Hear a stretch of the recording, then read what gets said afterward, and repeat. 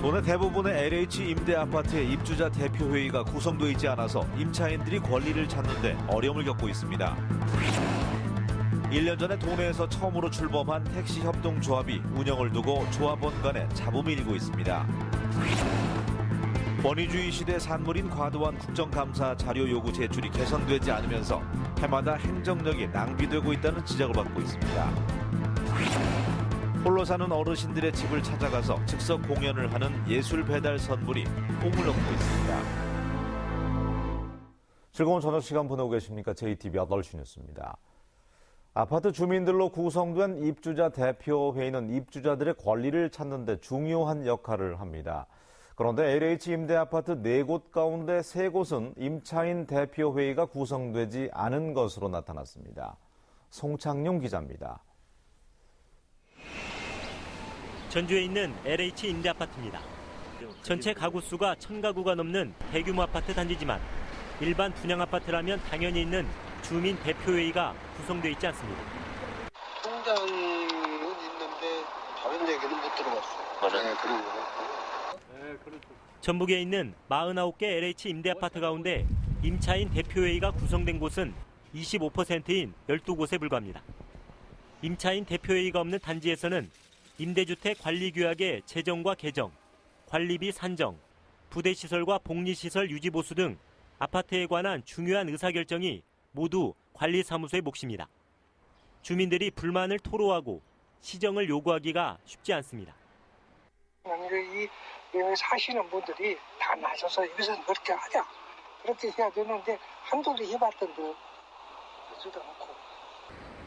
임차인 대표회의 구성률이 낮은 것은 1차적으로 임차인들의 관심 부족 때문이지만 LH나 관리업체의 소극적인 태도 탓도 큽니다. 강제할 수 있는 법적 근거가 없다는 이유로 사실상 방치하고 있습니다. 구성하라고 안내는 하는데 저희가 억지로 막 구성을 할 수는 또 없거든요. 본인들 원해야도 하는 것이고. 임대아파트 임차인 권리 보장과 관리의 투명성 확보를 위해 임차인 대표회의 활성화 방안이 하루빨리 마련돼야 할 것으로 보입니다. JTBC 뉴스 송창용입니다. 지난해 전주에서도 택시기사들이 조합원으로 참여해서 만든 택시협동조합이 출범했습니다. 그런데 1년여 만에 조합 운영을 두고 잡음이 일고 있습니다. 나금동 기자가 취재했습니다.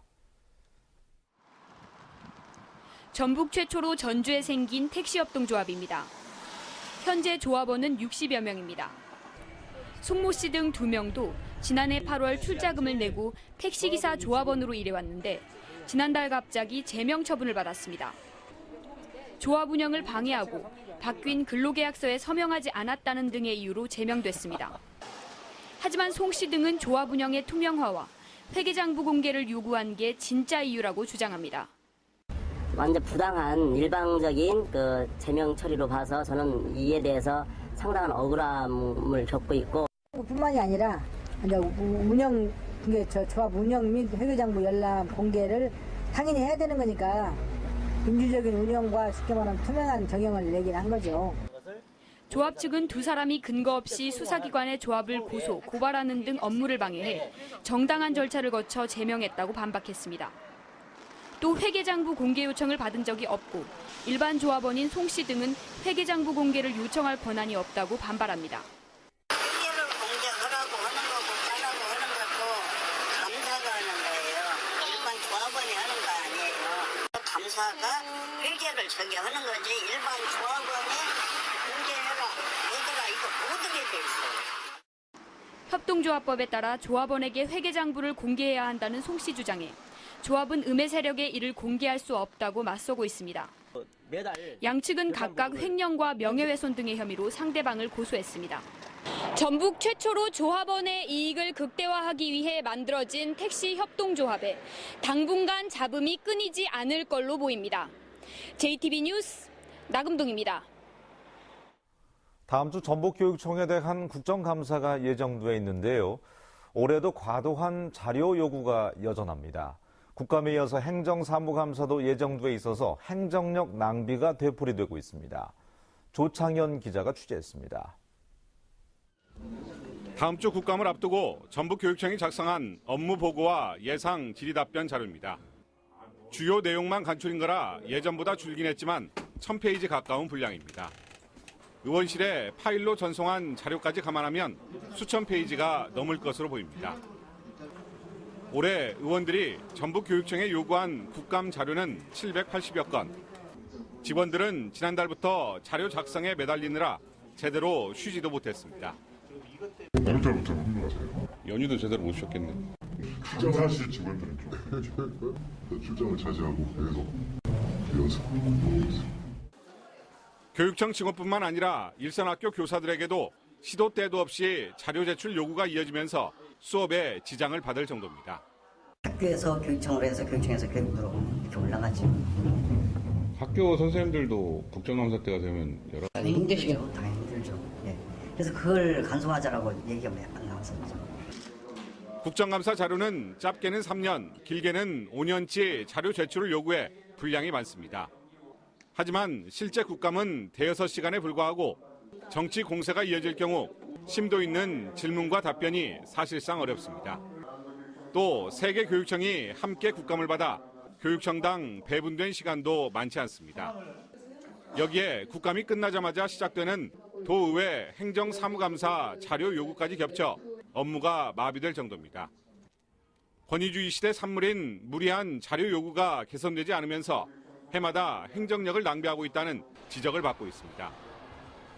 JTB 뉴스 조창현입니다.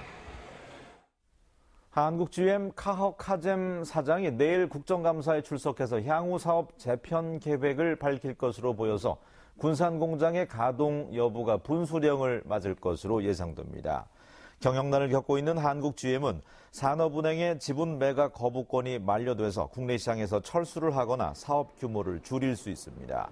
국민의당 김관영 의원은 이미 현대중공업의 군산공장 가동 중단으로 군산 경제가 큰 타격을 받은 만큼 GM 군산공장의 사업 축소를 받아들일 수 없다며 GM 측의 지속적인 군산공장 운영을 촉구하기로 했습니다. 연주자들이 직접 집으로 찾아가서 들려주는 즉석 공연, 생각만으로도 행복한데요. 홀로 사는 어르신들의 집을 찾아가는 예술 배달 선물이 호응을 얻고 있습니다. 하원호 기자입니다. 20년째 홀로 살고 있는 75살 노정남 할머니 집에 반가운 손님들이 찾아왔습니다. 적적함을 잊기 위해 종일 틀어뒀던 TV 소리 대신 가야금과 해금 연주가 흘러나옵니다. 일러스트 작가는 해맑은 표정을 그림에 담아 할머니에게 선물합니다. 오직 한 사람을 위한 연주와 그림 선물에 할머니는 세상을 다 얻은 듯 행복한 얼굴이 됐습니다. 주인공이 나였잖아. 그게 나를 위해서 이렇게 오셔주셨으니까 너무 행복하다. 전주문화재단이 독거 어르신들을 위해 마련한 예술 배달 사업에 연주자와 작가는 재능 기부로 힘을 보탰습니다. 어르신 한 분만 연주를 한 것도 처음이에요. 그래서 이런 뜻깊은 기회에 이런 좋은 연주를 들려줄 수 있어서 기분이 좋았고요. 이달 말까지 모두 20여 명의 어르신들을 찾아갈 예정입니다. 홀로 계신 어르신들의 집에 한 분 한 분 방문을 하면서 예술 선물 배달을 통해서 조금이나 행복감을 좀 드리고 있고요. 전주문화재단은 기업과 단체의 후원을 받아 예술 선물 배달 사업을 지속적으로 운영할 예정입니다. JTB 뉴스 하원호입니다. 요즘 날씨가 선선해지면서 단풍을 즐기려는 등산객들이 늘어나고 있습니다. 안전한 등산을 위해서 지켜야 할 점은 무엇인지 주혜인 기자가 전합니다. 구조대원이 발목을 다친 여성을 응급조치합니다. 60대 할머니가 산을 오르다 낙엽에 미끄러지면서 발목을 다친 겁니다. 대부분 미끄러져서 실족이 되잖아요. 가을철 낙엽이나 이런 것들로 인해서 미끄러져가지고. 지난달에는 등산을 하던 60대 할아버지가 5m 아래로 굴러 허리와 얼굴을 다쳤습니다. 하산하다가 등산로가 아닌 부분으로 갔어요. 그래서 굴러 떨어졌는데. 지난해 전북에서 발생한 산악사고는 모두 478건. 이 가운데 9월과 10월까지 가을철에 발생한 사고는 108건으로 전체의 22.6%를 차지합니다. 이처럼 가을철에 산악사고가 집중되는 건 선선해진 날씨와 단풍을 즐기려는 등산객들이 부쩍 늘기 때문입니다. 무리하게 산행을 하거나 지정된 등산로가 아닌 곳으로 산행을 하다 다치는 경우가 대부분입니다. 사고를 예방하려면 등산을 하기 전에 산행 코스를 확인하고 가벼운 스트레칭을 하는 것이 좋습니다. 산행 중에 부재한 행동과 무리한 행동을 반드시 피해야 되고요. 등산로가 아닌 길은 절대 행동적으로 들어가시면 안 되고 정상적인 등산로를 꼭 택해야 됩니다. 또 등산로에 설치된 119 구조 위치 표시판 번호를 기억해두면 뜻하지 않은 사고를 막을 수 있습니다.